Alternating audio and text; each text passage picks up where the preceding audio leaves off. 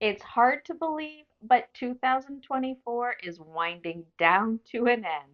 Together, let's check out the top DIYs from at Jenny's Place this year. I'm talking your favorites, the DIYs that ended up getting a permanent place in our home, or those that just share the best techniques.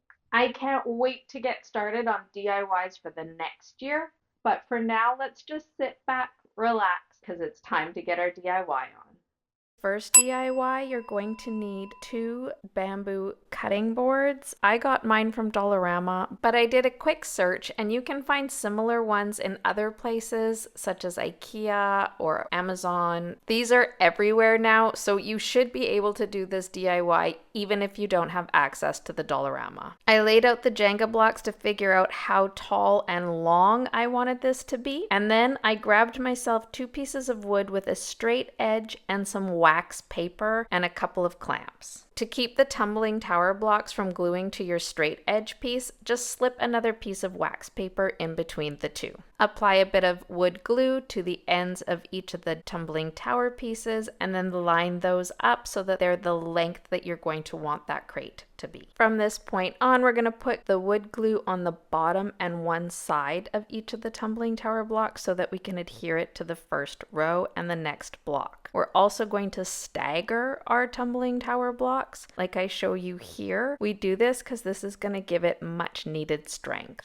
Now, none of Dollar Tree's tumbling tower blocks are straight edged, so I found it helpful to glue them together and then take my 2 straight edge pieces and push the tumbling tower rows together on both the ends and the sides. This way, it'll make sure that you get everything kind of nicely and tight together without any major gaps. And you're just going to keep repeating these steps until you get them as high as you want. I went 12 tumbling tower blocks high. A bit of that wood glue is gonna squelch on through, so don't worry about that. Just grab yourself a slightly damp cloth and just wipe away any of that extra glue. To get everything to stay straight and adhere properly, I went in with a couple of large clamps and those 2 straight edge pieces and clamped it all together, letting it dry. Then when that had set, I removed it from the wax paper. And then I headed on out to the garage to have me some fun. Using the miter saw, I cut down the 2 ends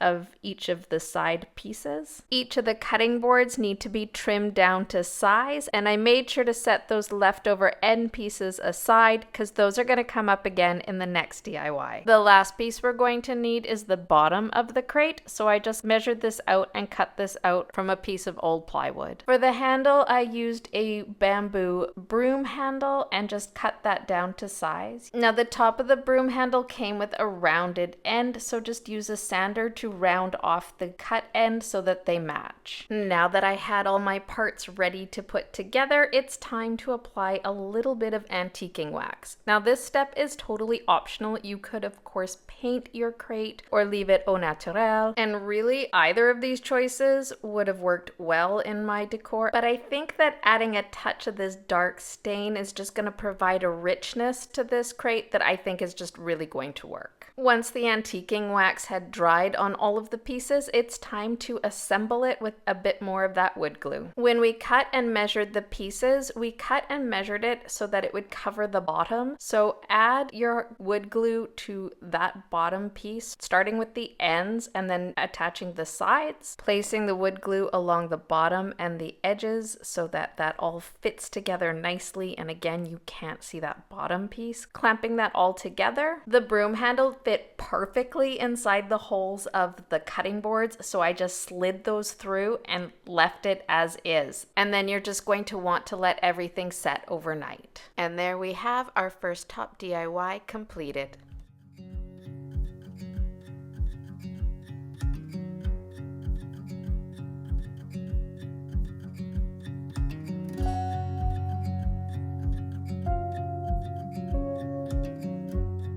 For this next DIY, you're going to need 5 to 7 white jingle bells. To start, remove the pine embellishments at the top and set those aside because those are fantastic to use in other DIYs. This Christmas, I'm really feeling that antique gold, so I grabbed a can of Rust-Oleum aged metallic spray paint in vintage gold and then headed on outside to give each of those white jingle bells a quick coat of that glorious gold. Now we want to give these jingle bells the appearance of being really antiqued gold, so to give them a little bit more interest and dimension, I went in with some of Folk Art Majestic Gold metallic paint. This paint was delightfully thick, so using a stenciling brush, just pounce that paint all over this gold bell, giving it tons of texture. Let that dry overnight, and then the next day, using that stenciling brush and that majestic gold again, apply a second coat to each of the bells. Once that's had a chance to dry, you're going to go in with a little bit of antiquing wax and that stenciling brush again with some of that gold still left on it. Pounce that pigment on, and then I'm using a larger wax brush to sort of blend all of those together. And then gently pressing everything with a dry face cloth that I then wipe away some of that antique gold to show the shinier gold underneath. Now you are going to need some nice chunky rope, and unfortunately I have not been able to find this at Dollar Tree, so you are going to have to find it elsewhere, but I will try to link some in the description below. Cut yourself down a nice long piece of rope and then tie a knot at the end. Separate each of the sections. You're going to end up with 4 sections, but you're only going to need 3, so feel free to cut that 4th one off. Tape this to your table or your leg and then just start tightly braiding those 3 sections together. Next, you're going to want to cut 5 to 7, depending on how many bells you're using, pieces of rope that are different lengths. Apply a generous dollop of hot glue to the tops of each of your bells and then press the end of one of the ropes down onto that hot glue.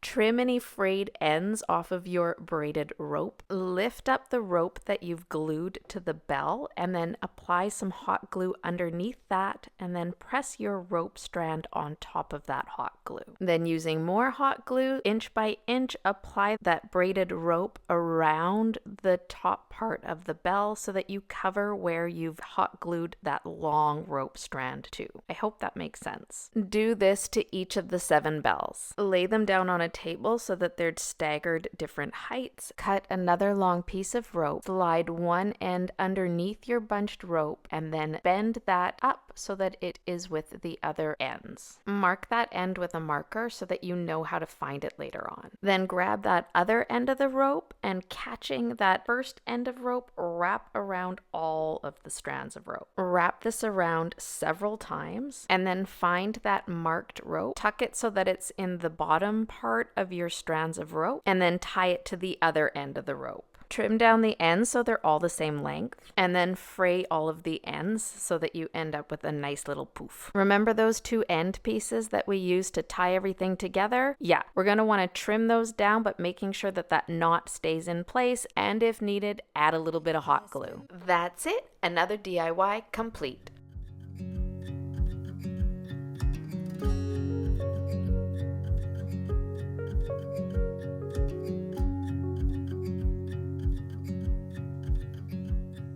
This DIY came from my Not Cheesy Valentine DIY video. That video didn't really get all that much attention, but I really loved this one, so I thought it was worth sharing again. Found these adorable cast iron heart pans and decided to use some stencils to give these a bit of a decorative touch. Taking the stencil, arrange it in a spot that you think will look really nice, and then we're going to go in with a bit of Art Mind's white chalk paint. And using a small stencil brush, you're just going to want to apply that white chalk paint, but you're going for a rustic, more distressed look.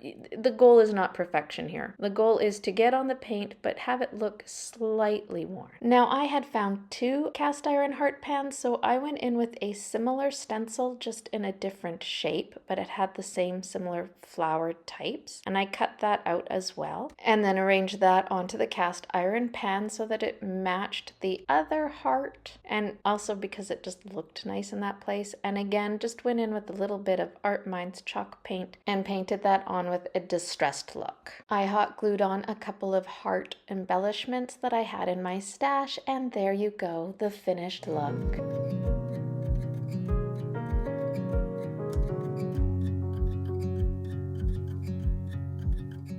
Okay, this next DIY starts with a vase that I found at the thrift store. Its original color was poopy brown. I then spray painted it mustard yellow, kept it like that for a couple of years, and then I applied this gray faux stone technique with baking soda paint. You can find this DIY on my blog at jennysplace.com. That was its third lease on life, and now we're about to give it its fourth. I got this paint technique idea from watching a Decorate With Me episode on rural refurb, where she mentioned that she created this faux pottery using spices from her kitchen. She is fabulous. If you haven't checked her out, consider doing so. I'll link her channel below. Now, there are a ton of ways that you can make a faux pottery base. I'm just going with the simple baking soda technique because I'll be using this indoors. And to make this, all you need to do is mix some paint. I'm even going with some white chalk paint, but you could use acrylic paint if you had it on hand, and some baking soda. And you just want to mix this up until you end up with a look that is similar to that of buttercream icing. Now, I know this might be a little controversial, but I like to go in with some soil just to age my pottery. Now, you could totally skip this step if you wanted to, but I love the appearance it gives it. Plus, using this mud really doesn't bother me.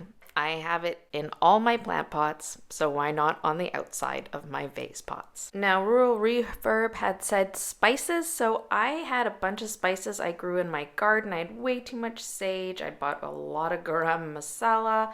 I had a bunch of that was kind of getting old and needed to be used up. And then I had also some ground coriander that I just had tons of and figured why not. And then chili flakes. I noticed she had chili flakes in her bowl, so I decided to throw in a bit of those as well. I have used cinnamon before. I'll link that video up here, but I decided to forego that spice this time because it kind of gives it a bit of a pinkish hue, and I was kind of going for something a bit more bark and pocky. Is that a word? Pocky? Okay, so now you're going to want to go in with a nice thick paintbrush and apply that baking soda medium to your vase or pottery. I suggest keeping one hand dry for picking up the dried spices and sprinkling it on, and then using your other hand to pat that down and really work those spices into that baking soda paint mixture. And you're going to want to do the same with the soil. So just sprinkle it on, add a few spices, pat it all in. You're going to get messy. You're going to make a lot of mess around you. That's okay. DIYing is fun, and this is nothing a vacuum cleaner can't fix. So get in there, start throwing those spices, and if you're using it, soil around, because the end result is this, and I think we can agree it's spectacular.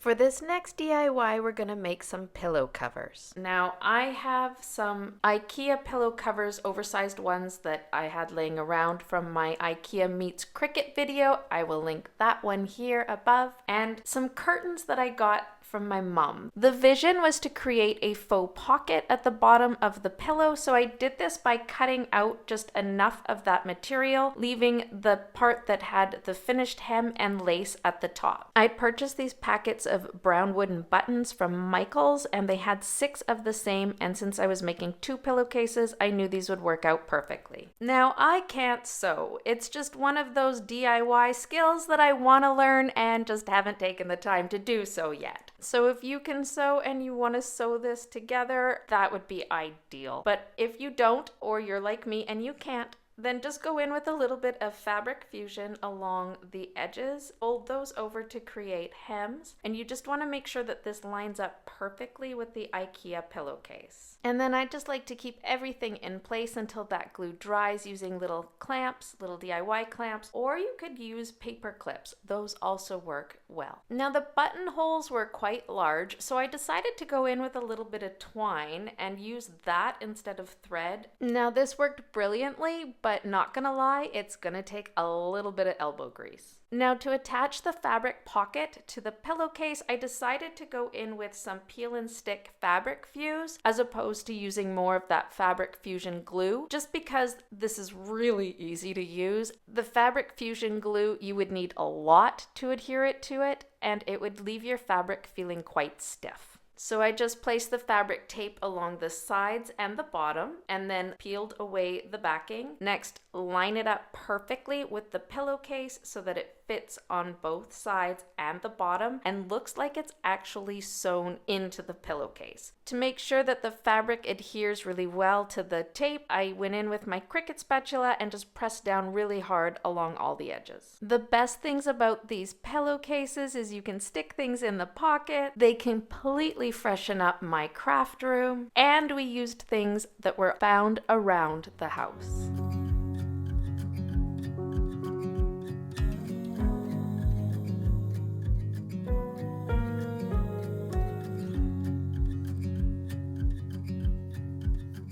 If you're new to this channel, welcome. I can't wait to DIY with you. And if you're someone who's been watching this channel for a while, thank you. I've had so much fun DIYing with you this past year, and I look forward to DIYing together in the new year.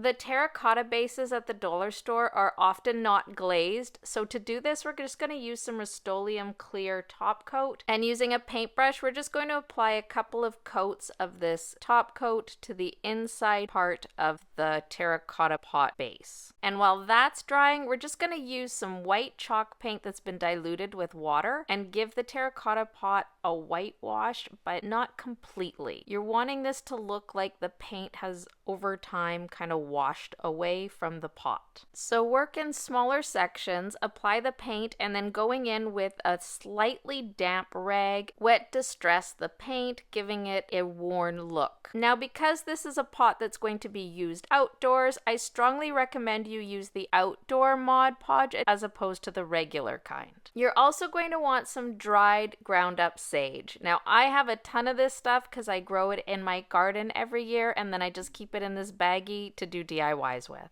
And using a stenciling brush, you're going to want to apply some of that Mod Podge in different areas over your pot, concentrating mostly in areas that you think moss would form, so like along the bottom, the rim. Basically, just let your imagination do the work.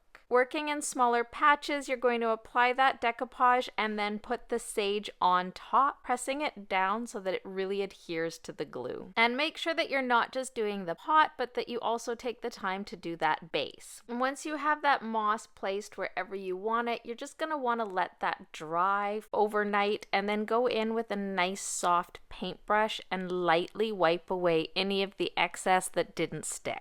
Next, using a small fan brush and more of that decoupage, just go in different areas where you think you would like it to be a bit darker. And then grab yourself some cinnamon. I have this huge club-sized one in my craft room at all times, and you're just going to want to sprinkle this onto those places where you placed your Mod Podge. And then you're just going to want to tap off any of that extra cinnamon that didn't stick to the Mod Podge. And then to finish everything off, you're just going to go in again with that Rust-Oleum finishing spray and give everything a couple of coats. I'd also concentrate a bit more of that finishing spray on the mossy parts just to make sure everything adheres. And here's the finished look. Make sure you tell us what you think in the comments below, and if you like what you've seen so far, make sure you give me a thumbs up, and if you haven't subscribed already, maybe consider doing so.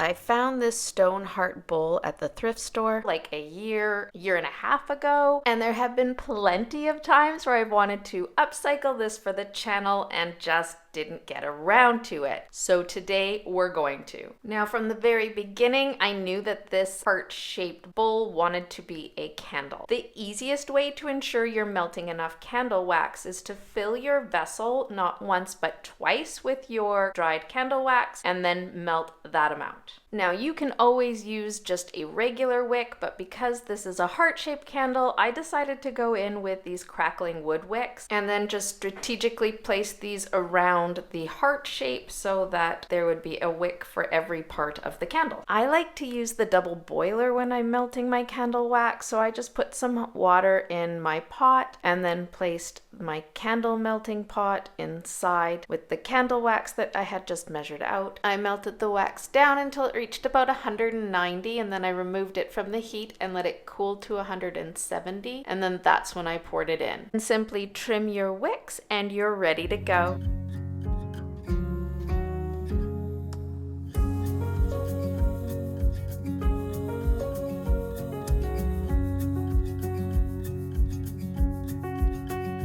These next few DIYs definitely have a permanent placement in our home. They all turned out so well, and I'm hoping you love them too. I found this wood round piece that used to have a cloche on top, but no longer had that. And I decided just to go in and scrape off all the little bits. They had some candle wax on this, and then just give it a nice wipe down to give myself a clean surface to work on. Now I wanted to darken this wood piece up a little bit more. I wanted to give it a rich, darker color, so I just went in with some Art Minds antiquing wax and applied a couple of coats all over the entire thing, including the sides. Then I went into Canva and I created this Café de Paris sign, downloaded that as an SVG, uploaded it into my Canva, and then had my Cricut do the magic. Once Cricut had cut out the design, I peeled it away from the backing, and then this is where everything went a bit haywire. Now I should have used a heat transfer vinyl. I was cheap. I didn't want to go and buy another one. I decided to use permanent vinyl. Plus, my blade is obviously dull and didn't do a great job with the fine details. And my darling daughter and her beautiful nails had to help me out. Now, in the process, I did lose some of the curlicues. The fleur de lis did not come out quite as fancy as it was originally, but I burnished everything as well as I could and then carefully peeled back the transfer tape.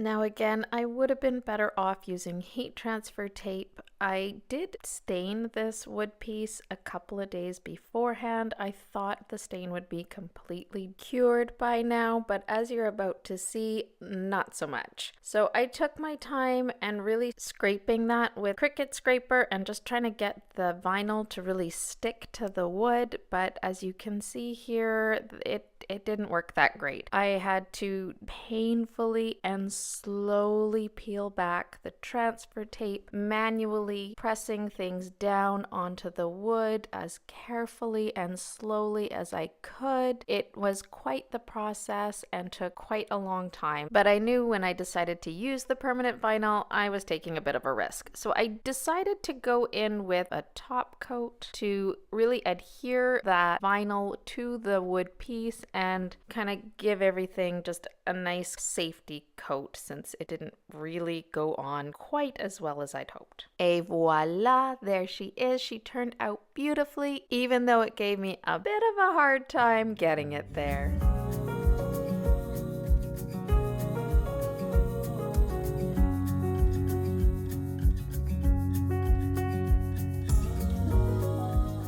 For this DIY, we're going to work on this tall metal vase that we found at the thrift store. Now, I am not a fan of the color. I'm also not a fan of this flower engraved motif around the top, but I do love the shape. I love the opening at the top, and I know exactly where I want this to go. It is the perfect height and width for the space that I'm thinking of. Now, it also came with all of these branches, but we're just going to remove these and set them aside. Maybe we'll use them later on, maybe not, we'll see. Next, I vacuumed out the inside of the vase to get out any of the gunk at the bottom, and then gave it all a nice wipe down on the outside and the top part of the vase so that I was working with a clean surface. Since this is going to be a decor piece that's going to be inside the house, I decided just to go in with my simple baking soda faux pottery technique again. So that's just going to be baking soda mixed with some either white acrylic paint or white chalk paint until you get a consistency that is similar to slightly melted soft serve ice cream. Now you're going to want to work in smaller sections, applying your baking soda paint to your item, or in this case vase, and then going in with different spices from your kitchen. So I have selected garam masala, cumin, chili flakes. I also used a little bit of sage and some roasted red pepper flakes. I'm also going to use some soil that I grabbed out of my Miracle Grow bag.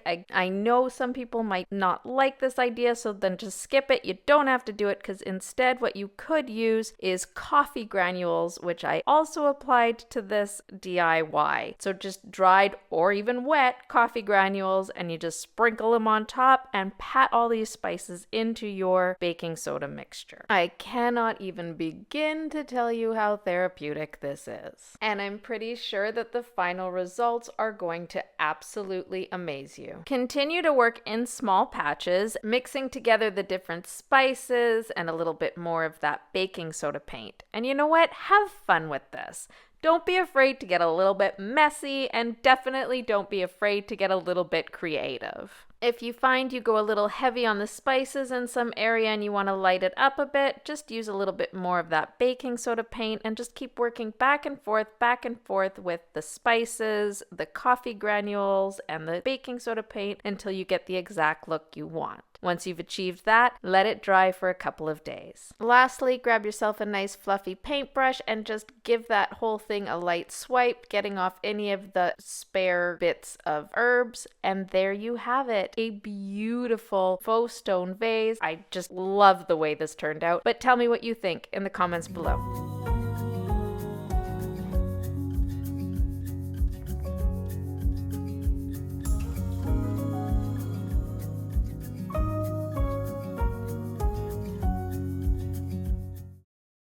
For this DIY, I found these two 12 by 12 wood canvases that I had in my craft room, and then I decided to have some fun with the power tools and cut down some spare wood we had on the table saw, and then I also just wanted to use hubby's toy and plane these pieces of wood. But if you don't have these, just go to Home Depot and ask for 2x2s and have those cut down. Now that I had all my pieces assembled, I headed back to the AJP studio to put together the pieces. Start by using your newly cut boards to mark off where the wood glue is going to go. Start by gluing 2 of the boards to the bottom of one of the wood canvases, and then clamp those both into place. Next, repeat this process but on the other canvas board on the other side of the newly cut boards, and then again clamp that into place. Then using a long clamp, you're going to want to clamp those together on both sides so that it holds together both horizontally and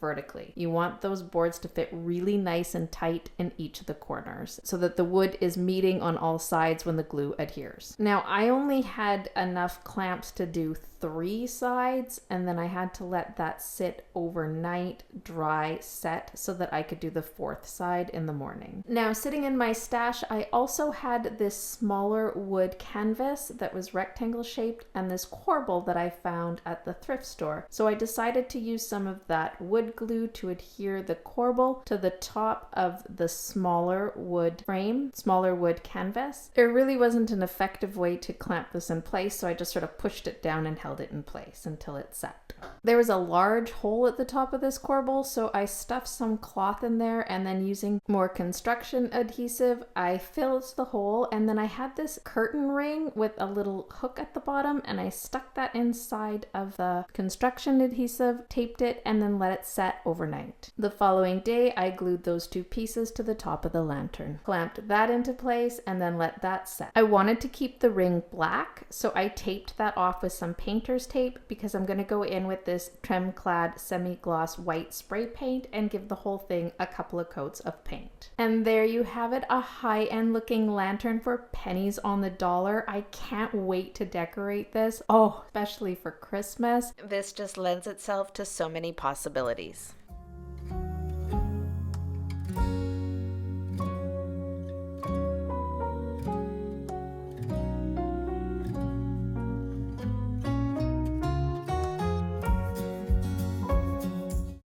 I was beyond excited when I found this sign at the thrift store. We gave it a little makeover, and it's going to actually be showing up again in a future video when we do a little craft room makeover. I can't wait to show you how it all turns out.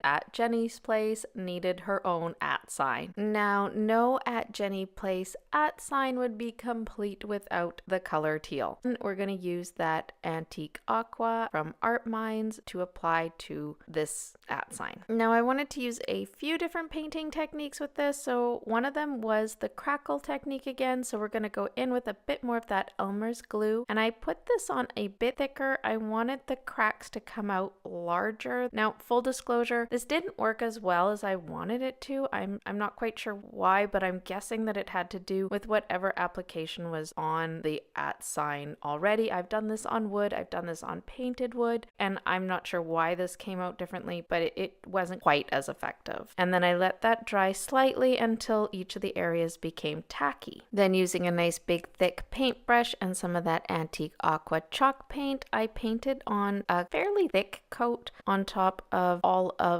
the glue areas. I did paint sort of the whole @ working in a bigger area, which might have been why I might have let it dry too much, but I don't think so because it was so thick and still tacky, but whatever. And then I just applied it kind of thick where the glue was and distress painted it in other areas. Then I pulled out my heat gun again, and I used this to do two different things. So one was I used it to create those nice big cracks in the paint. I also used it on high and got close to the paint and waited until the paint bubbled up a bit, and then using my finger I popped those bubbles so that it would add a ton of texture to the @ along with the cracks and the distressed paint look. And then I did the same applications to the side, so some distressed paint, some with the glue so that we would get those cracks, and then in other areas using that heat gun to really apply that heat onto the paint, making it bubble up and add that extra amazing texture. Now, after everything had been allowed to dry overnight, I did find that there were some areas where the paint just kind of looked like it hadn't been applied properly and not so much like it was distressed. So I decided to just go in with a smaller paintbrush and touch up those areas that I thought could use just a little bit of a thicker coat of paint and kind of make everything just look a bit more cohesive.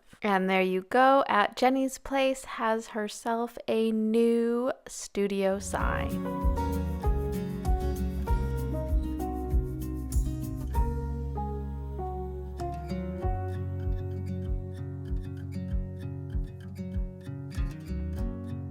For this next DIY, you're going to need 3 salmon tin cans. And the reason you're going to want these instead of tuna tin cans is because the salmon cans are a bit deeper. You're going to want to remove those labels. And if you find that the paper sticks to the tin, Goo Gone. Everybody needs a little Goo Gone in their life. Just spray it onto whatever's sticking, let it sit for a bit, and then wipe it away with a damp cloth. Okay, next you're going to want any type of white spray paint. It can be matte, chalk, shiny, it doesn't matter. It just needs to be white. And you're going to want to give each of these tin cans a quick spray of that white spray paint. You don't need to be perfect with this. You're going to see why in a bit, but you just want to get those tin cans covered so that you can't see any of the shiny tin and all you can see is the white. And then set those aside so that they completely dry. Because next we're going to go in with a little bit of Rust-Oleum's Faux Bleach Stone spray paint. Now this faux stone spray isn't the easiest to work with, so I'm going to give you a few tips. First, give it a really really good shake. You want the nozzle to be a fair distance from the object, and you're going to apply it in short bursts, one layer at a time. If you find it didn't apply thickly enough, don't try and cover that up right away. If you do, it'll just spread the first layer and you'll end up with a bigger mess than you started. And then let that dry thoroughly, even overnight. Then you can go in again with that spray and cover any of the areas where you found it didn't cover quite enough the first go around. Now you could leave it like this and have 3 of the same, but I decided to go in with a Rust-Oleum Faux Stone spray paint that's in a darker color. I believe it's called Cyan Desert, I want to say. I could be wrong about that. Maybe if you know the name, you could just leave it in the comments below. But I'm just going to use this to do 2 different looks on 2 of the cans. So one I left with the bleach stone. The next one I sprayed quite a bit with this cyan color. And then on the third one, I just lightly did the cyan color and then went over again with a bit of the bleach stone. And while those were drying, I popped on over to Home Depot and picked up a few succulents. I actually picked up more succulents than I'll actually need for this DIY, but that's okay. I'm sure I'll find another use for the others. Out of those succulents, I picked these 3 to go in our tuna tin cans. Now you could pop holes in the bottom of your tin cans, but I don't actually want these to leak out, so I'm going to put some stones at the bottom. Now the middle one is the amount of stones you want. The other 2, I put too much. Now while I was at Home Depot, I also picked up this bag of Miracle Grow succulent and cactus soil mix, but as you'll see here, it turns out I didn't actually need it, but that's okay. I'll use it in something later on. And all you're going to want to do is pop those succulents out of their pots and just gently remove the soil from the bottom part of the pot. You want to be careful with the roots, but the pot that the Home Depot one came in was too deep for the tin cans, and honestly, the roots didn't really reach all the way down to the bottom, and they'll be fine. And I just did this to each of the 3 succulents, adding them gently into their pots. Lightly press them down into the tin cans and then just water them in.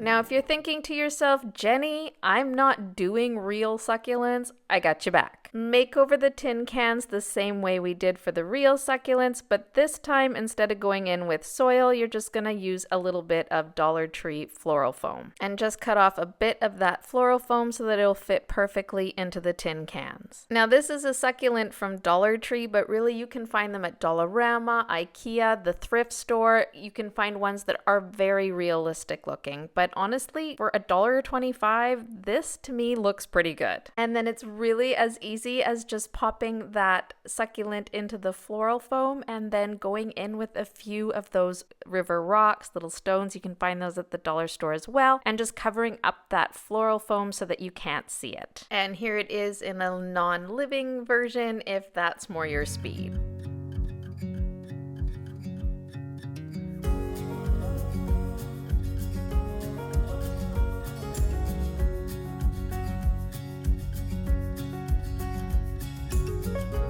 For this next DIY, we're going to be using medium to larger sized seashells. You're also going to need a wire wreath form, circular. It doesn't really matter which size. I'm kind of going for medium size here because, well, I didn't have enough seashells to do a large one. You're also going to need a roll of burlap and a hot glue gun. Next, just adhere that burlap roll to your wreath form using hot glue and the ribs of the wreath form. And then once it's adhered, just start wrapping that burlap roll around and around your wreath form. I like to sort of overlap it a bit so that you can't see any of the wire frame, and it also just looks nicer, I think. You're not going to be able to overlap the end piece. That's okay, just cut it off and glue it to the back of your wreath form because we're going to be covering that up anyways with our seashells. Okay, full disclosure, this was very much not like me, but I didn't have a plan for this DIY. I was just kind of going in willy-nilly, adding things, and and seeing what I came up with. So I started with the seashells and just hot glued those onto the bottom left side of the wreath form. And that looked kind of plain and boring, so I decided to add a little bit of beach glass with a bit of hot glue. Unfortunately, this still looked really boring, so I grabbed a bushel of faux lavender leaves and decided to clip those down. And using a bit of hot glue, just attached those pieces of lavender underneath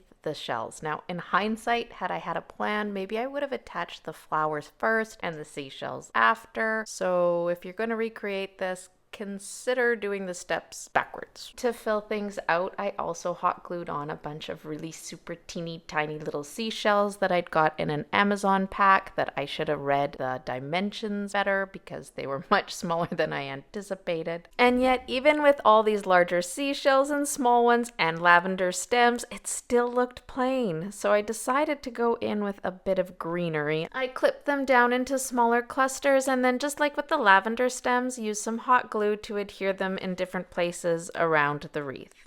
I also had a few stems of these faux little light green berries, and they were the right color, so I just decided to add those as well. And then my pathetic seashell pack came with these really small starfish that in the images looked decently sized, but in reality were incredibly small, so I just hot glued them to different sea glass pieces around the wreath. Now, it was still looking plain, so I had these fern-like faux plants that I've used in a lot of nautical DIYs, and I just added those as well. Just a few of them here and there. Their bright green color really worked. And in the end, this is what I came up with. I actually really like this. It turned out way better than I expected, but I'd love to know what you think.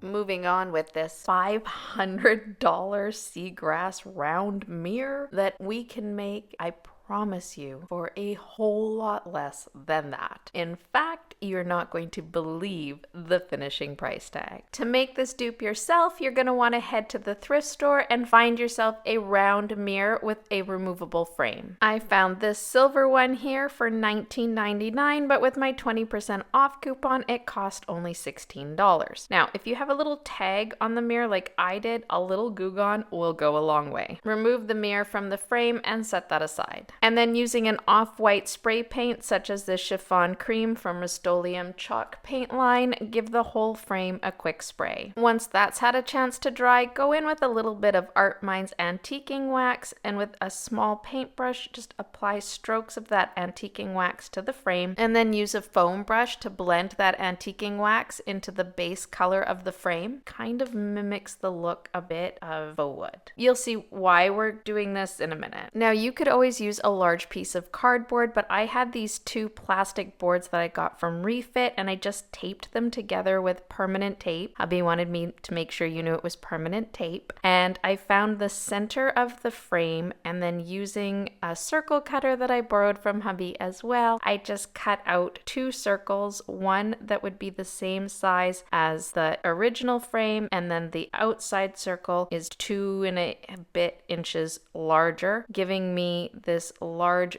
donut hole that we're going to finish our DIY with. To mimic the look of the seagrass, you're going to need 2 packs of jute twine from Dollar Tree. I don't have footage of this, I'm sorry, but I did hot glue a couple of the strands to the board to begin with, and then after that, you just start wrapping and wrapping and wrapping. I suggest maybe finding a good show or two to do this, and yeah, it takes a little bit of patience, but in the end, it's worth it, I promise. And while you're wrapping, don't be afraid to overlap a bit while you're doing it. You really don't want to see that cardboard underneath. When you have the entire thing wrapped in that twine and you're ready to finish it off, just use a little bit of hot glue to adhere it at the end. Okay, this step is optional and it really depends on how fuzzy your twine is. My cheap Dollar Tree twine was quite fuzzy, so I like to use a lighter to light the little fuzzies on the jute jute twine and it makes them disappear. Now it does singe it a bit and give it a darker look, so it really depends on you what look you're going for. Now you're going to want to put those two pieces together using a little bit of E6000, and using the adhesive you're going to glue the twine wrapped hoop to the top of your frame and then clamp them down to keep them in place until the glue dries completely. Place the mirror back inside its original frame. Now we're going to take a look again at our original Pottery Barn inspiration for $500, and then here's our Pottery Barn dupe, cost a total of $18.50.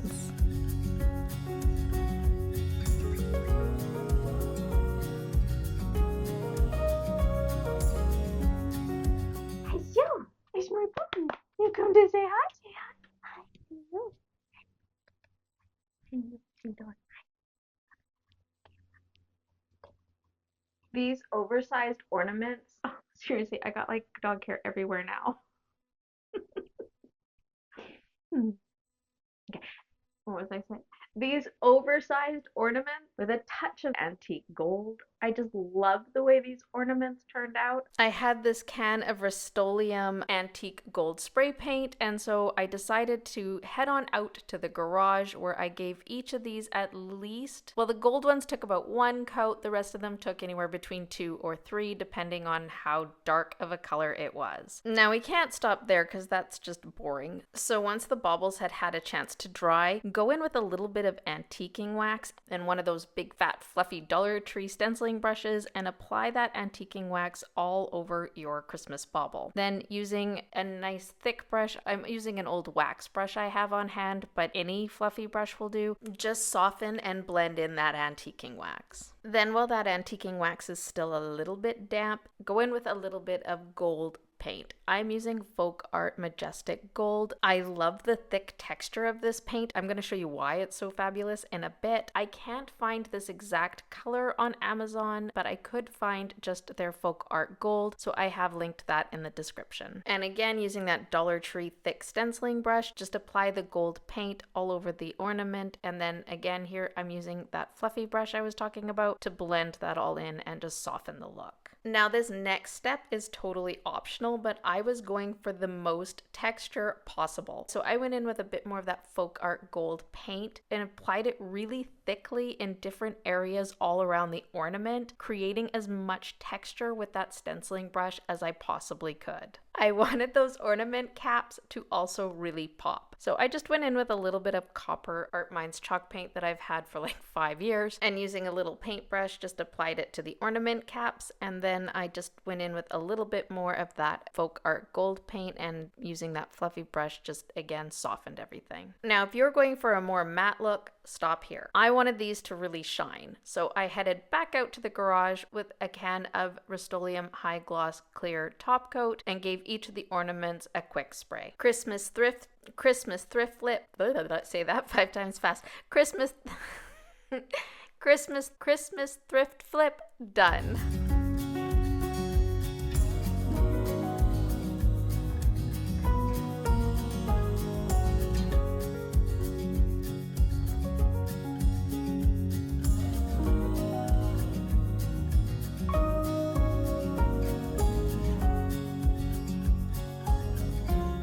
We're going to be making over this corbel that I found in the thrift store, and we're going to be giving it another faux stone look, but this time using a different technique. Although we will still be using that baking soda paint mixture that we made for the vase as the base for this faux stone technique. And I applied this all over the piece and then went in with some ash. Now this is ash that comes from our fireplace. It's just wood and paper, and I'm just going to sprinkle this all over the top of the baking soda mixture, and now I'm going to go in with a little bit of coffee granules, dried coffee granules, just like we did with the vase, and I'm just going to sprinkle this all over, pat it down into the baking soda mixture, adding a bit more where I need it to lighten up the color, or maybe to add a bit more of the ash. I also worked in a few pieces of charcoal to just really give it a worn faux stone look. I couldn't be happier with the way that this turned out.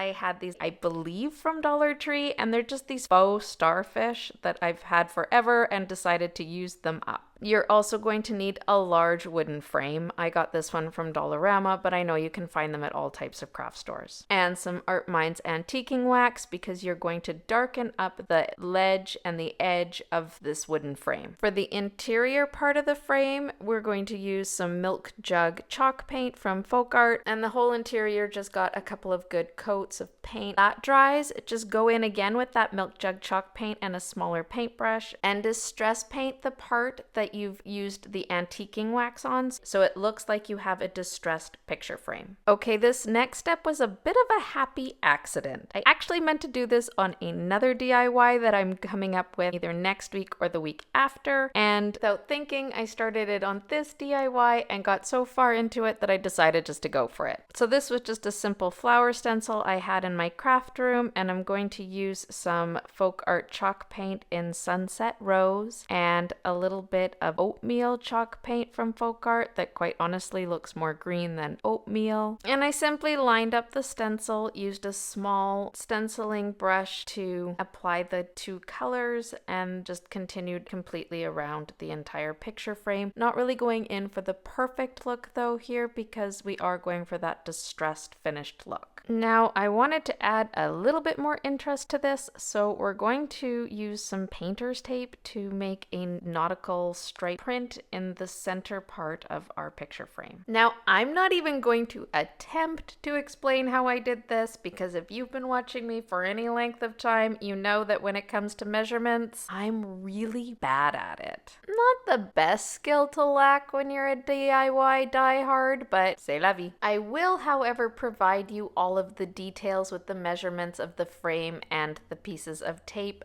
below in the description, because trust me, it will be a lot easier for you to follow along that way than it would with you trying to follow along while I bumble my way along. Yeah, so I added the tape into the grid that I wanted, smoothed it down with my Cricut scraper, and then went in with a bit of Craft Smart chalk paint in Blue Dusk. Now, I'm just gonna be honest, I wasn't a huge fan of this Craft Smart chalk paint, at least not in this color. It went on streaky, it wasn't buildable. It'll work for this DIY, but if you're looking for a really pigmented paint, this is not your paint. Luckily, I'm going for a more distressed, worn look again, so as I peeled the paint back, it will work just fine. In order to make these starfish look a little more real and a lot less Dollar Tree faux, use a bit of an off-white chalk paint, such as the Milk Jug chalk paint from Folk Art, and on the sides and the underside of the starfish, it just looks a bit more real, that part, I find, and it will be easier to glue the bumpy side to the board later on. Paint that with the off-white chalk paint, and then go in with a bit of antiquing wax and a fluffy dry brush and just blend that out so that you get a bit of dimension and color to these starfish. And then just grab some sandpaper and distress everything that you've painted, the stripes and the flowers alike. Hot glue your starfish to the center of the inside of the board. Et voila, you have yourself a gorgeous nautical wall art piece that you made for under $10.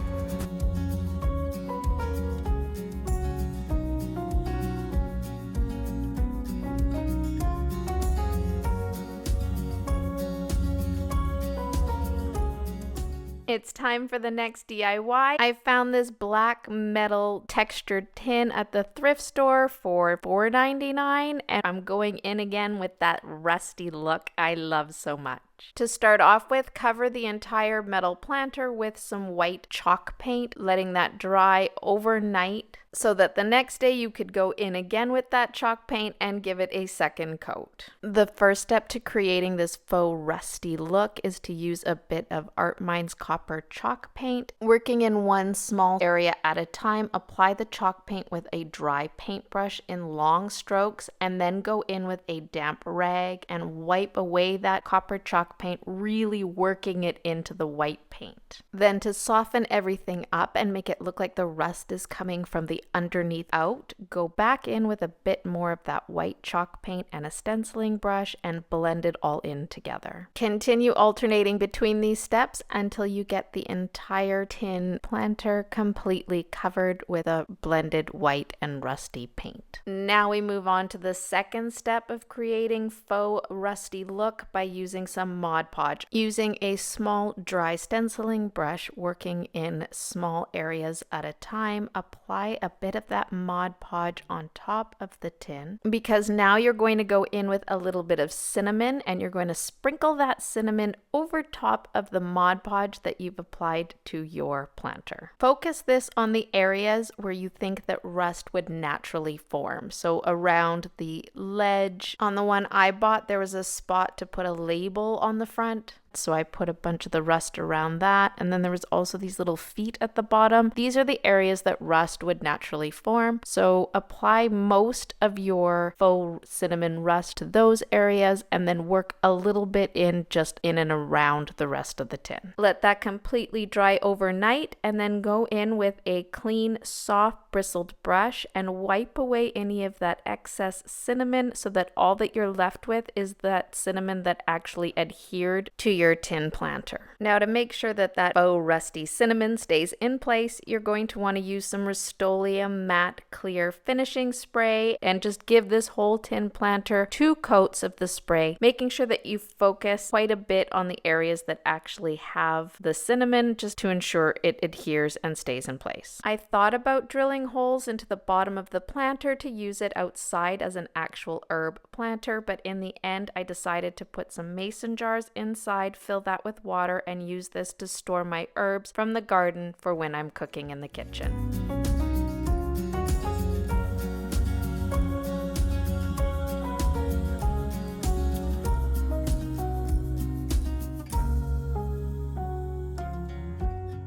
One of my thrift store finds was this sled. I loved the holly design on the side and the shape of the sled. I liked the rungs and I loved that little rope detail along the edges. I wasn't a fan of that bright green and silver combination though, so we're going to change that up. And at $4.99 with my 20% off coupon, this ended up only costing me about $4. So to start with, I just went in with some white chalk paint and gave the entire sled a painting over. I didn't do the rungs though, I just did the inside and outside of the sled. Now you could totally use some flat white spray paint or some white chalk paint in the spray paint version if you wanted to. I wasn't quite sure at this point what I was going to do with those rungs, so I decided just to hand paint it. It took about 3 coats. Next, using a small stippling brush and some black chalk paint, I just went in and painted those rungs, pouncing it up and down, giving that paint as much texture as possible. I wanted this to look a bit like wrought iron. Now the rungs were a tiny bit ornate, and because of that there were some areas that were really hard to get at with that stenciling brush. Even though it was small, it was a bit too puffy. So I just went in with a small detail brush and some of that black chalk paint, and I just got any of the areas that I couldn't quite get with the stenciling brush. Now somehow I missed recording this, but I also pounced on a little bit of gold paint onto those rungs just to give them a bit more interest and a bit of sparkle. Then once the rungs had had a chance to dry, I went in with a little bit of antiquing wax on a big fluffy stenciling brush and just applied it all over that design on the side of the sled. Then using a makeup sponge, I wiped away any of the excess Art Minds antiquing wax, and then using a damp rag, I went in and wiped away any of that antiquing wax that I didn't want sitting on it. So I really wanted it to be focused on the detailing on the side and have that dark color make the design really pop. But I still wanted that sled to read as white. Now the inside, back and front of the sled didn't have any detailing. So Dollar Tree has these cheap stenciling brushes. They're not really great for stenciling, but they can work well when you're doing sort of painting techniques. And I found that if you just dip it a little bit in some antiquing wax and then use that to create streaks on a painted surface, you can really create a faux wood look that I think worked really well in this DIY. Now there was some detailing detailing on the sides of the sled because the motif is sort of popped out on the sides there. So again, I went in with some of that antiquing wax, put it all over the design, used my makeup sponge to spread that out, and then wiped it down with a damp face cloth until I got an antique look I was happy with. I'd purchased these twinkling lights from Dollar Tree, so I just used a little bit of hot glue to glue that battery pack to the side of the sled where it would be easiest for me to click it on and off. Last fall, I'd made this beautiful pine cone wreath. Actually, I'll leave a link to it in the description below. But I had these leftover pine cones that I'd slowly baked in the oven, and they were just sitting in a plastic bag in my craft room, so I decided to use those in this DIY as well. I also had this berry garland that I got from Dollar Tree last Christmas, and I decided to wrap those around the pine cones along with those twinkling lights. I also had these Dollar Tree mistletoe stems in my stash, so I just disassembled those and stuck the individual berries and frosted greenery in different places amongst the pine cones. And I decided last minute that I wanted this DIY to smell as good as it looks. So I had this package that I bought of essential oils from Marshall's. I picked out my favorite scent and then just added a few drops of those to the pine cones.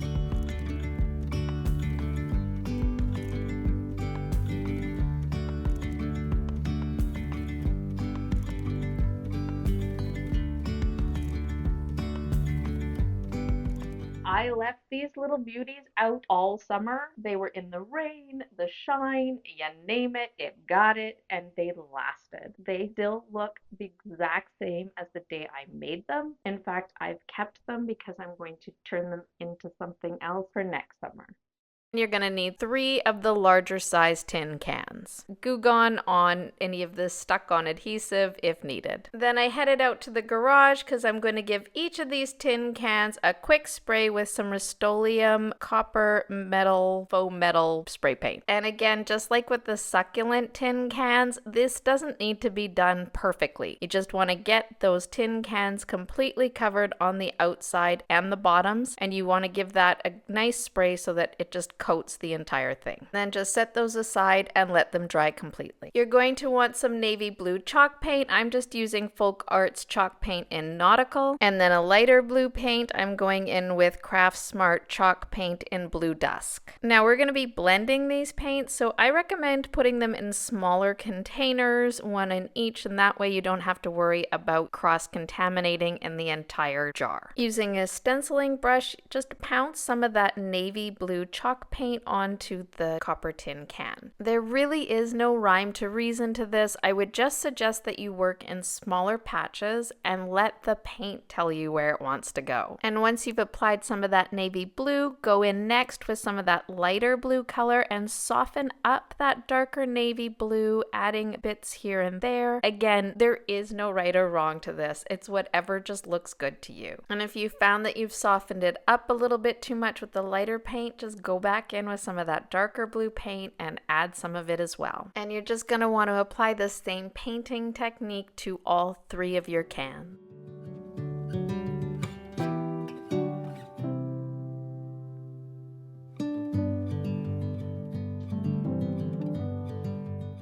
Next, you're going to want to go in with a little bit of Art Minds metallic copper chalk paint, and using a fan brush, you're just going to want to apply this sort of all over the can. The chalk paint has more of a matte finish, so it's less shiny than the spray paint, and it also helps to sort of blend those blue colors into the tin can, almost making it look like the rust is sort of forming over the blue. Now, I'm not quite sure yet if I'm going to be using this indoors or outdoors, so I decided to go in with a little bit of the Mod Podge Outdoor, but if you know for sure you're going to be keeping this inside, you could just use regular Mod Podge. And using an old paintbrush, you just want to apply that Mod Podge to the outside of your can, again, randomly. You just want to work this into different areas, a little bit over the blue, covering up any of the shiny bits, focusing some of your attention along the rim and the bottom of the can, because we're going to use this Mod Podge to adhere cinnamon to our tin can. I just love the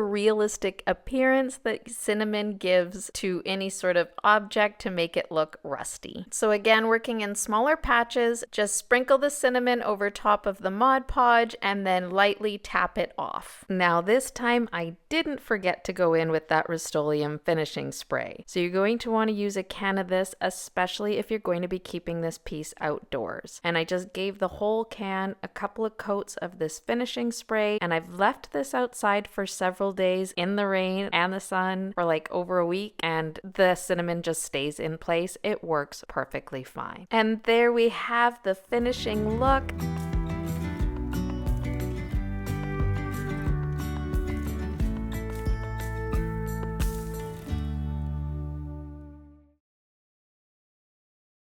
At the thrift store, I got this for $3.99, which in my humble opinion was a complete steal. You'll also need a wooden canvas. I'm just using this one from Dollarama, and some antiquing wax. I'm going in with the dark brown one from Art Minds. Apply the stain to the outside framing of the board, and we're also going to apply this stain to the inside part of the board because we're going for more of a 3D look, and then just let that dry completely. To add a bit more interest to the finished look, I decided to go in with a half flower stencil motif that I have from the stencil from the dollar store, but really any pattern would do as long as you have a decorative stencil. I'm wanting to keep this design fairly neutral, so I'm going in with the Folk Art Milk Jug chalk paint and some Folk Art chalk paint in oatmeal. Go in with a small dry stenciling brush. I used the greener oatmeal color for the flower petal parts and the lighter color for the centers. Apply this motif all the way around the entire frame and then let that dry. Because once that's had a chance to dry, you're going to go in with a bit of sandpaper and just scuff everything up. You want this to look like a well-loved piece of art. You're going to need a little bit of wood glue because you're going to be adhering those Scrabble tiles to the inside part of your frame using a pattern that you can get from at Jenny's Place Printable Library. The link for that is in the description below. That uses a whole bunch of summer words that are fun and really represent this time of year. Using a small paintbrush, apply some of that wood glue to the back of each of the tiles and then carefully place them onto the inside part of the board, making sure that you line them up perfectly straight with equal spaces in between. And here's the finished look. I'd love to know what you think in the comments below.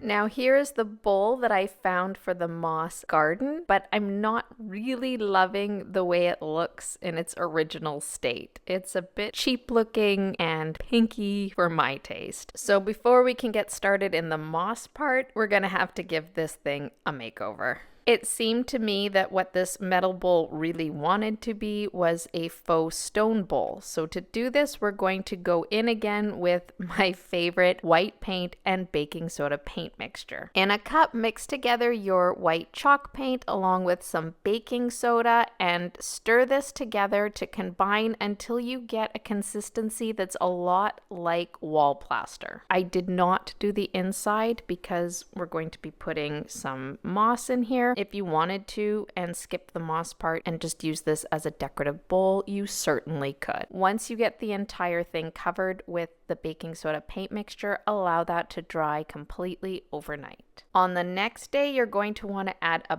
bit more of that baking soda to your paint mixture so that you end up with a mixture that is a lot like your wall plaster but thicker. Now I have my little faux stone kit here, and in it I have various spices. I have some sage, some garam masala, crushed chili pepper flakes. I also have some old pepper flakes that my daughter used to eat on her pasta and hasn't touched in a while, and then some soil that I just got from a small bag from the Dollar Tree. To apply this, I like to use an old waxing brush that I have that had gotten a little worse for wear, and I use this to apply that thicker baking soda mixture onto my bowl. Now it's time to get messy. I just throw those spices on, the herbs, the chili pepper flakes, the soil. I just toss it and pat it down with my hands. I make a giant mess. It's so much fun. And then to work everything in, I just go in again with that baking soda paint mixture on the large paintbrush and pounce that all over, just getting those spices to blend into the paint mixture and create a look I think resembles faux stone. Now you're going to want to work in smaller patches, starting with your baking soda paint mixture and then adding the spice, blending it in, and then moving to a different area on your pot. In order to make this a real moss bowl and not a faux moss bowl, I had to brave the elements, head out into the forest, and find myself some moss.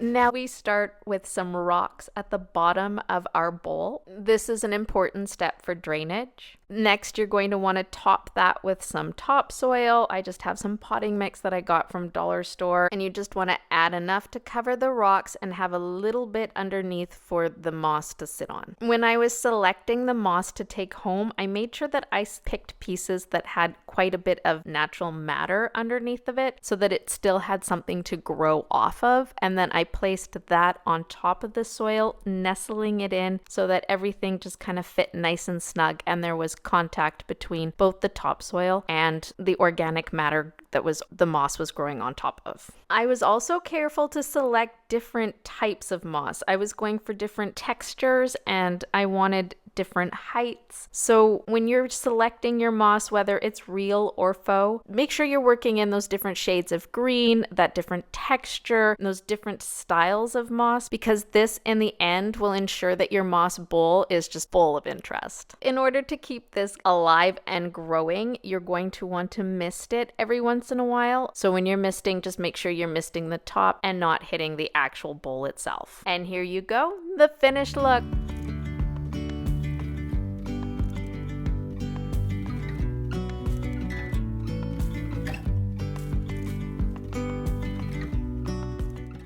For this next Jenga block DIY, we're going to glue those tumbling tower blocks together again in that staggered formation, this time only going about 6 tumbling tower blocks high. And again, do this on a piece of wax paper. Use that wax paper along your straight edge so it doesn't stick together. Wipe away any of that glue and clamp those tumbling blocks together. When that had set overnight, I headed on out to the garage and again using my miter saw, just trimmed both ends down. Now I'm making another box, so I'm going to need a bottom. So using that old plywood, I just measured that out as well and then trimmed that down so it would fit to size. Then using the bottom as a template, I figured out exactly how long I needed my sides to be, marked that off with a pencil, and then brought that over to the miter saw and trimmed that down too. Now remember those bottom pieces from the cutting board? We're using those again, and I just needed to trim them down so that they were the right size. I found this beautifully ornate gold box at the thrift store for $4, and I'm not quite sure what it was originally used for. It actually might have been for a Kleenex box, which is funny because that's what I'm going to use it for again, but it's too shallow for the Kirkland brand that I buy. So first I'm going to remove the base from this box because we're not going to need that, and then using a pair of wire clippers, I just worked the little bottom feet off. Working them baby feet off left a couple little marks at the bottom, so I just went in with a little bit of Art Minds chalk paint in gold and touched that up. And now it was time to assemble the pieces. To do this, run a bead of that wood glue along the ends of your bottom piece and then add your end pieces. Then running a bit more of that wood glue along your Jenga block ends on both sides and then along the front bottom part so that you stick this to both the end pieces and the bottom piece so that you can't see that bottom piece because she's just not pretty. She's just not pretty. Repeat this on the other side and then using a couple of clamps, clamp that all together so that it remains in place until it completely sets. I left mine on overnight. The following day, remove your clamps, pop in that Kleenex box, put on the top, and there you have it. A very stylish way to wipe one's nose.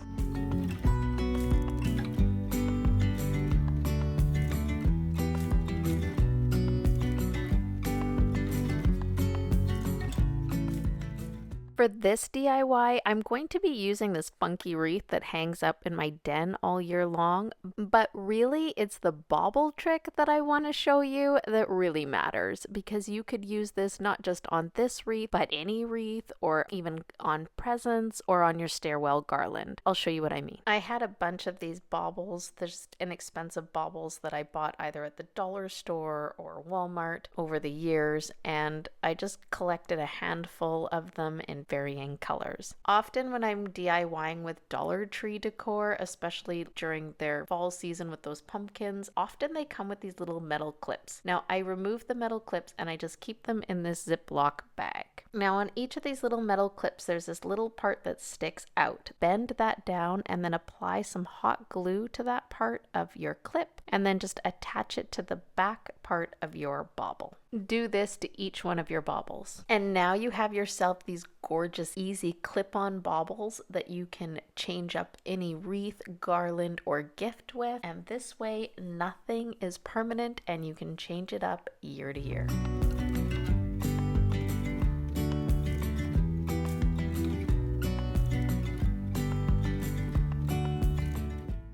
This time we're going to be using a bit of that folk art seaside villa. Oh, embarrassing. You're going to need a stencil and a small dry stenciling brush. We're also going to use Art Mind's Antique Aqua. We're going to start with that folk art seaside villa, and then we're going to go on top of that with some of the Art Mind's Antique Aqua. Neither hue needs to go on perfectly. You're trying to create a look of moving water with these two colors. Depending on the shape of your tray, you might not be able to put this completely around your tray. So what I did was on each of the ends, I just did a smaller version of the stencils that were on the sides. Now for this next step, you're either going to need some stencil film or some transferable vinyl, and then I let the Cricut machine do its thing. Now if you want this exact saying, you can get it from the At Jenny's Place free printable library. I will leave a link in the description below. However, it will be in a PDF, not an SVG file. I'm still working on trying to figure that part out. Using your Cricut tools, weed out the saying and then trim down any of the excess vinyl to size, and then use some transfer tape to place it onto your board and then burnish it down so that the vinyl sticks to the board. We're going to use the same combination of paints that we used to do the motif around the edging. So start with that folk art paint in Seaside Villa and then go in with a little bit of that Art Minds in Antique Aqua to add that deeper depth of color and to create that look of moving water. That dry for a bit and then carefully remove the vinyl. Now you could totally leave it here, but I felt like the one corner could use a little oomph. So I had these stencils, these two poppy flowers and dragonfly, and I decided to arrange those in the one corner. For the flower petals, I decided to use some Sunset Rose from Folk Art. Just lightly applied that chalk paint to each of the petals, and then I used Folk Art's Oatmeal. It's kind of got this light green color. It's subtle, not very garish, so I used that for the seeds and the stems. Then for the dragonfly, I just used the same painting technique we did for the letters and around the trim, and then just used a little bit of French linen for the center part. Finish it all off with the top coat.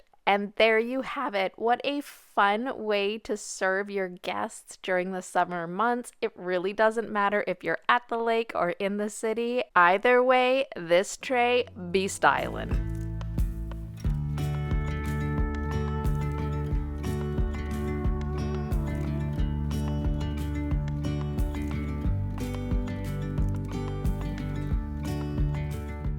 For this Dollar Tree DIY, you're going to want to get some of their foam pumpkins that is wrapped in that velvety fabric, and you're just going to remove the stems and then remove the velvet fabric from the foam pumpkin because you're going to replace that with some just basic white cotton fabric. I'm just using an old pillowcase here, but really you could just use any old fabric you had on hand or even find one that you like at Dollar Tree. Cut the fabric down so that you have just enough to cover the pumpkin. You don't want want a lot of excess fabric here. Using your hot glue gun, just squirt a little bit of that hot glue into the hole that was left when you removed the stem and the fabric, and then using a hot glue cover, because you don't want to burn yourself, push that fabric into the center of the hole. I even went in with scissors, or the top of your paintbrush would work. Do one side and then put in more hot glue. Do the other side, push that in so that the fabric is completely within the hole. Basically, you're wrapping your pumpkin. Dollar Tree still has some of their nautical jute cord left over, so I bought the one with some white in it. And using some hot glue, you're just going to wrap this twine into the crevices where the wedges meet so that you give a bit more distinction to the separate pieces of the pumpkin. Second pumpkin, I just did the same thing, wrapping that with some cotton cloth and a hot glue gun. But this time, instead of using that nautical twine, I just used plain old twine that you can get at Dollar Tree anytime, anywhere. But we're going to take this pumpkin a step further. Dollar Tree has these spice labels with clear background on them, and you're going to use a touch of fabric glue to adhere these stickers all over the pumpkin. Now go for those spices that really reflect fall. So I'm talking cinnamon, cloves, sage, pumpkin pie spice, you know, all the good stuff. Now, because you know I'm a stickler for details, one last final step. We're going to use a little bit more of that Folk Art chalk paint and oatmeal and apply that to the stem, and then just let that dry. Then go in with a little bit of antiquing wax just to really make all of that texture pop. Then using a piece of sandpaper, just scrape away some of that paint to get the original dark color underneath back out. Add another quick little squirt of hot glue into the center and then pop your stem back in. Now this is where we're going to use those metal leaves that we got off that beaded garland. You're just going to heat it up with a heat gun and then gently pry them apart. There will be some glue on the back, but don't worry about that. You're just gonna paint the front with a little bit of white chalk paint. Using a bit of hot glue one or two of those leaves down onto the pumpkin, and there you go. I love these pumpkins. I think they look so high end.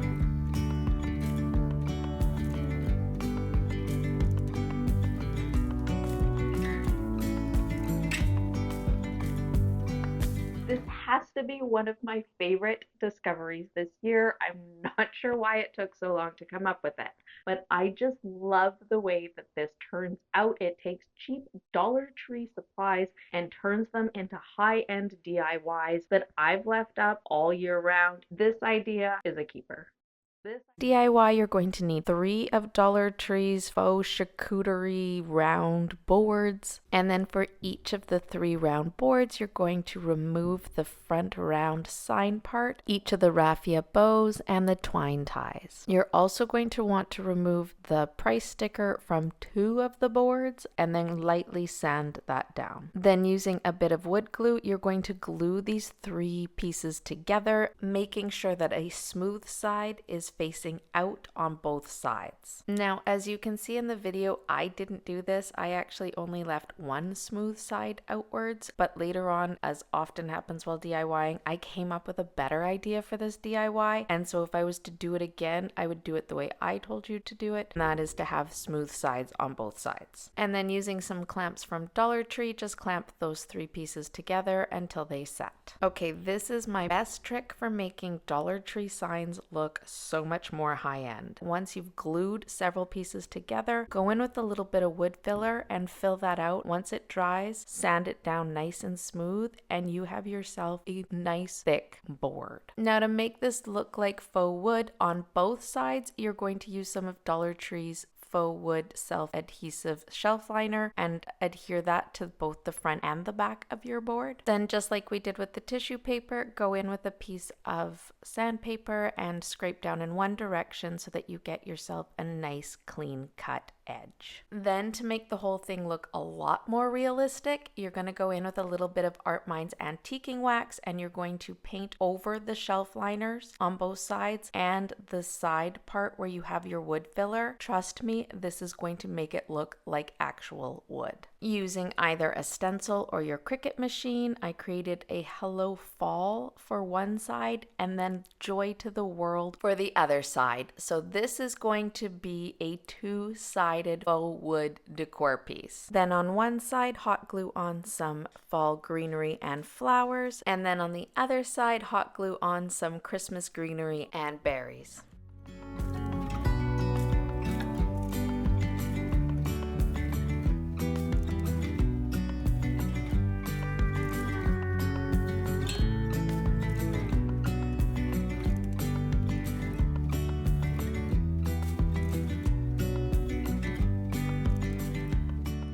For this DIY, you're going to need 4 of Dollar Tree's faux wood tag signs. It really doesn't matter what it says on it. And using some wood glue and clamps, you're just going to glue the 4 pieces together. When that's had a chance to dry and set, you're going to remove the clamps. Then you're going to go in with a little bit of wood filler, and you're just going to fill that hole at the top of your tags. And then you're also going to use that wood filler along the edges to fill any of the spaces that might have been left by the 4 boards. Then sand that down so that you end up with a smooth edge, and it makes it look like it's one big giant board. Then I sanded down the front and gave it a couple of coats of white paint. Once again, you're going to need either that stencil film or, like I did, just use some temporary vinyl. I had a whole bunch left over from when I got my Cricut machine and colors I was never going to use, so I used them all up in this video. And again, if you're wanting these sayings, you can find them in At Jenny's Place printable library, and the link is in the description below. And then I just simply weeded out all of the letters. Now this does take a little bit of time, but it is definitely worth the effort. Use some transfer tape to transfer your image on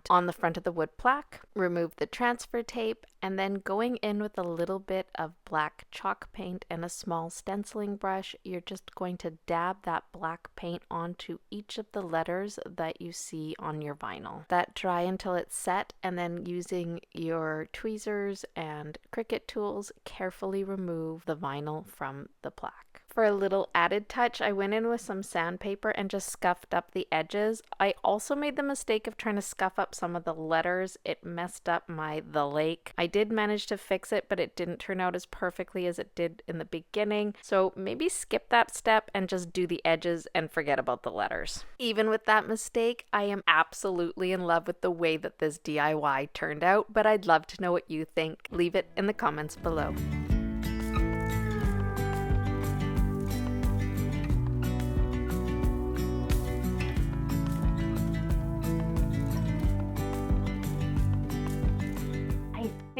Out of all the DIYs I did this year, this one turned out to be my favorite as far as using unexpected materials go. I think this is an idea that is easily adaptable and one that anyone could create. This one you're going to need 4 of their pumpkin signs. It doesn't have to be the same one. And then using a hammer, you're just going to knock off the stems on all 4 and then remove the leaf and the raffia bow. Next, gently pry off the front sign, but set those aside because you're going to need them again later on. You're also going to need 2 of their boxed pumpkin wall art pieces. Remove the bow. You're also going to need 2 of their wood signs that have like slats in them. Remove the wooden saying on the front, and trust me, it's going to break. Fill in the holes that was left by the string with just a little bit of wood filler. You're also going to need one of Dollar Tree's basic rectangle shaped signs. I'm just using this old one that I had, but anyone will do. Then using more of that wood glue, glue 2 of those pumpkin signs together. So you're going to end up with 2 sets of 2, and then clamp those together until the wood glue sets. Place the board inside your pumpkin sign and measure where that hits, because next you're going to want to cut down that Dollar Tree rectangle sign so that it fits perfectly within between your 2 boards. Next, again with the wood glue, glue your 2 long boards to one of your pumpkin boards and then clamp that into place. Glue in your second long board and again clamp that into place. If you guessed we're making a crate, you would be correct. For this next step, you're just going to glue that other pumpkin sign to the top of your crate and then clamp that into place place and let it rest until everything sets. I left mine overnight. Use a bit more wood glue on each ends of your rectangle wood sign and then pop that into the crate so that it rests within the two pumpkin signs. Now you remember those little grateful pieces I got you to keep? Yeah, we're going to hot glue those to the bottom part of the crate because this is going to just help reinforce that bottom piece since there really isn't a lip on the sides to hold it in place. To give this an authentic crate look, glue those two slat signs to each side of your crate and then again clamp that into place and let it set. Once all that wood glue has had a chance to set, give the entire thing inside and out a couple of coats of white chalk paint. Again, it's the details that make things look higher end, so I decided to go in with a little bit of twine and wrap that around the stems of each of the pumpkins. And then I hot glued on a couple of those metal leaves that we got from our first DIY. Pop in some floral foam and then arrange those pumpkins that we just made along with a few more from Dollar Tree, and you have yourself a beautiful fall display. And trust me, no one will believe that this DIY decor piece came from Dollar Tree.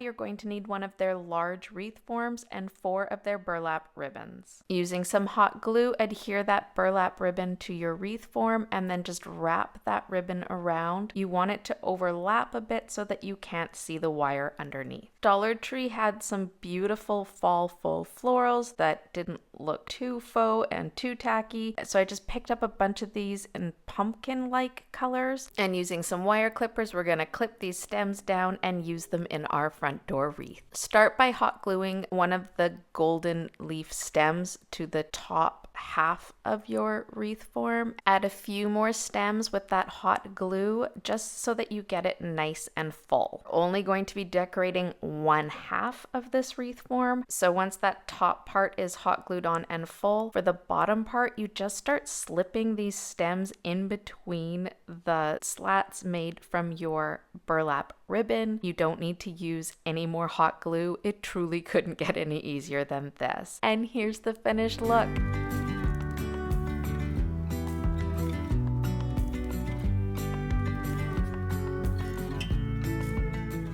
For this DIY, I'm using these metal and particle board trays that I happen to have on hand, and I'm just removing the backing with a little screwdriver and then popping it out. I'm sorry, I didn't do a very good job of showing you what it looked like originally. Basically, I just sanded the back, any of the glue that was on it. Each of them had this "Bless This Home" written on the front, and although I enjoy the sentiment, I was going for something a little less wordy, so just going in with some sandpaper and sanding all of those words away. Next, I had this silver candlestick in my craft stash. I bought it at the thrift store a little while back for $4.99 for a set of 2, and I took both the metal frames and this candlestick out to the backyard and gave everything a quick coat of spray paint with some of my Rust-Oleum chiffon colored spray. And then I don't know what's wrong with me and filming this DIY, but I also forgot to film the part where I used some antiquing wax on both of those particle board rounds just to make them look like actual stained wood. And then here you see me going in with a little bit of E6000 and then gluing and then screwing those particle boards back into place. Now, neither the top nor the bottom of the candle holder was completely flush, so I decided to use some construction adhesive to fill in that gapped area. And it's also going to act as that adhesive to hold both the tray at the bottom and the top. And that was it. I saw one just like this at Superstore for $40. Mine cost $11.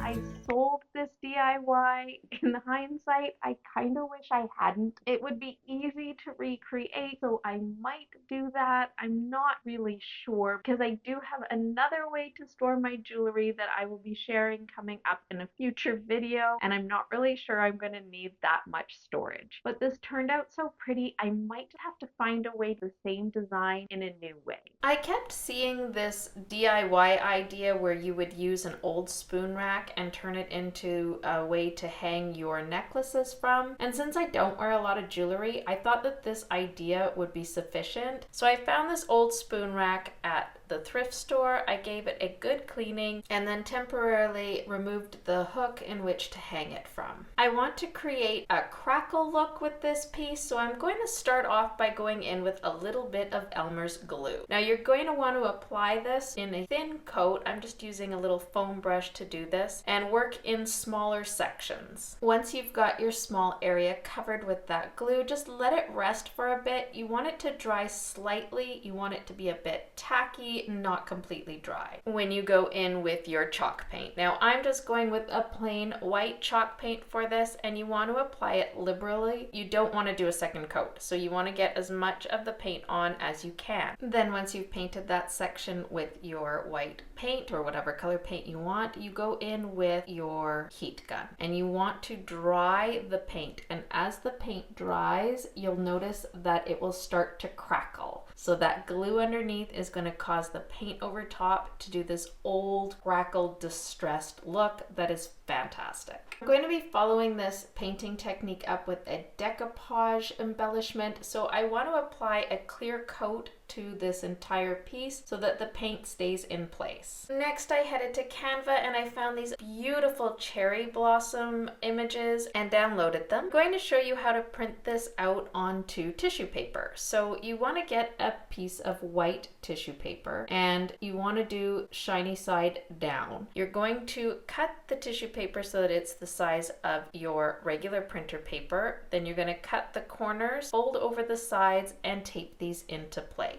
Then you're going to place your paper with your tissue paper on it, making sure that you have it facing the right side that it will print on the tissue paper. Next, you're going to want to cut out your images. I find this the easiest to do when it's still attached to the paper, and you're going to want to get as close to that image as possible. Then lay your images out at each section of the jewelry hanger, and then you're going to just go in with a little bit of Mod Podge. Now do this in small sections, starting with one line of Mod Podge, pressing down your tissue paper, then flipping it back up, adding a little bit more of that Mod Podge, and then pressing it down. You want to go slowly and you want to make sure that everything is laying flatly and all the tissue paper is adhered to your jewelry hanger. Screw back in the little attachment that lets you hang your piece, and there you go. A beautiful way to display your jewelry.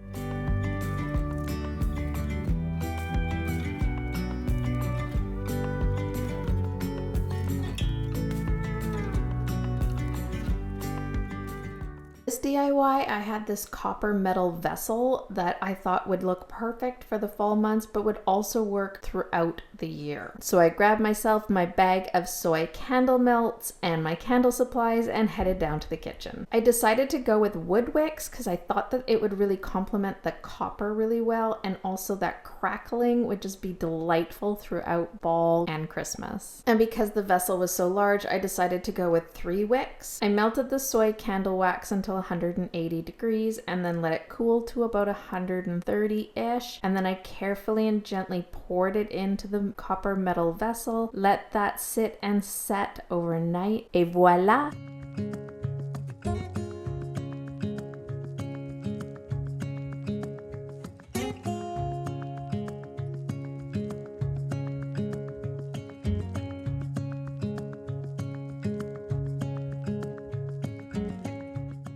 I found this wreath from Pottery Barn. They were asking $89 for this wreath, but now it looks like it's no longer available. So that means enough people paid $89 for this wreath that they can no longer offer it. So if you've been dying to have this wreath in your life, I got a way you can dupe it for a whole lot less, and all you're gonna need are a few common and inexpensive supplies and a trip to Dollar Tree. It actually took me 2 trips to Dollar Tree, but But in those 2 trips, I managed to find 18 packs of these orange faux leather pumpkins, and these are going to be perfect for this DIY. Now, with the goal being to make these as accurately as those from Pottery Barn, I went with a 14-inch foam ring from Michael's that I got for $8.99 plus 30% off. But you could always use this smaller 10-inch one from Dollar Tree, it just won't be as large. You're also going to want a roll of some heavy-duty jute twine and your hot glue gun. You're going to use this jute twine to wrap around that foam ring, so just start with a little bit of hot glue to begin with and then just keep wrapping it around until you get the entire thing covered. Note, this does take a little bit of patience, so find yourself a good TV show, sit down, get comfortable, and start wrapping. Once you have that twine wrapped tightly around that foam ring, finish it off with just a little bit more hot glue. Poke everything in so that you can't notice where the ends are, and then just trim off any of the excess. Now, if you're like me, you don't like those little fuzzies that come with the twine rope, so just use your lighter and light those on fire, and this will give you a nice smooth surface to start working from. Using your hot glue gun, apply a generous dollop of hot glue to the back of a pumpkin and then carefully place that on the top part of your foam wreath. Keep adhering these faux leather pumpkins to the top part of your wreath form until you reach completely around. For this size wreath form, I found that it took 17 of these pumpkins. Repeat these same steps, only this time you're going to be adhering those pumpkins to the inside part of your foam wreath form.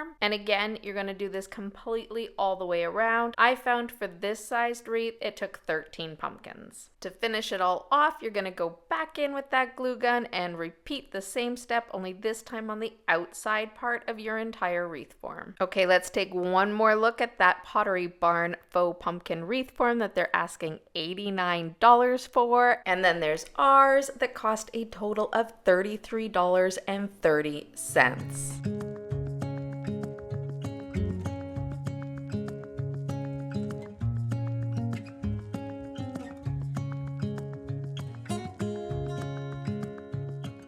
Had a few of these smaller ones that I bought last year, and I wasn't really liking that dark tealy color on these trees. It's not really what I'm going for this time. So to fix that, I'm just going to paint them with this Folk Art Decor paint in aged pine. I'm also going to do this to some of those Dollar Tree bottle brush trees that have the little white flecks on the ends. You'll also need 3 of their thankful wood signs with the slats inside and 2 of their square wood signs. I just used the nautical ones that were left over. Remove the twine rope and also the wooden beads and set those beads aside because you can always use those in a different DIY. To make removing the wooden decals off of your wood pieces so much easier, I've linked my heat gun in the description below, and you're going to want to use that to just heat up the glue underneath, and then using a spatula, I'm just using my Cricut spatula here, to gently pry it loose. And just use a little bit of sandpaper to remove any of the leftover glue or bits of wood pieces if it didn't come off perfectly. And using that heat gun, you're going to want to do the same thing to the thankful signs, removing only the thankful part on each of them. And then again, using a little bit of sandpaper, just smooth that down as best you can. Now there's going to be a lot of crevices left over where the thankful word is, and you're going to be able to see that when you paint it. So to fix this, we're going to use a little bit of wood filler and a putty knife, and you're just going to apply that to each of your wood signs. However, you're just using this wood filler to fill in the word parts. You don't want to fill in the crevices in between the slats. Just use a little skewer to clean those out so that you end up still having those indentations. And then once this has dried, go in with some sandpaper and sand it all down smoothly. The 2 square wood pieces were really light in color, so I just went in with a little bit of antiquing wax, painted the wood piece with that, and then just wiped the wood piece down. And while those wood pieces were drying, I used a little bit of white chalk paint to paint each of the long pieces with a distressed chippy look.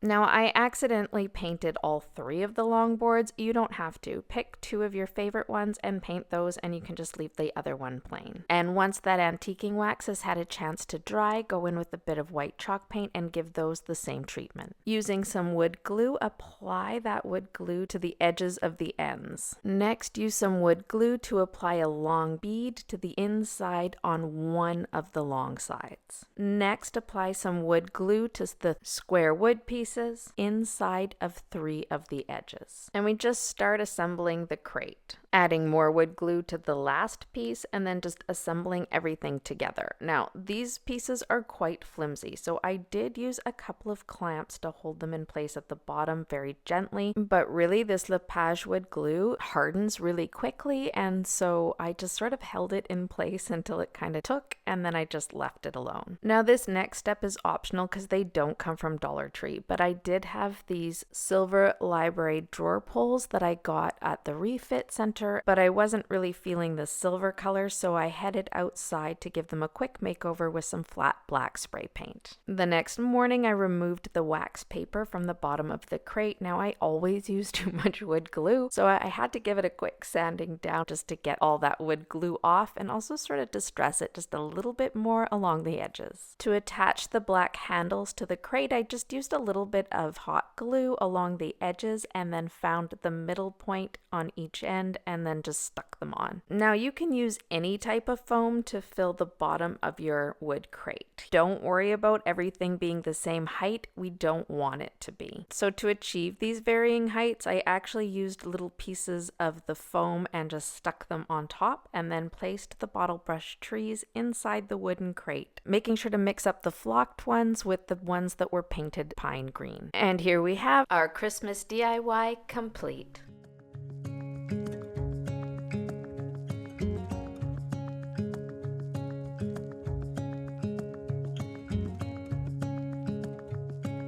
If you enjoyed those, make sure you subscribe. Give me a thumbs up. If you hit that notification bell, it'll let you know the next time I upload. Oh, and you might enjoy these.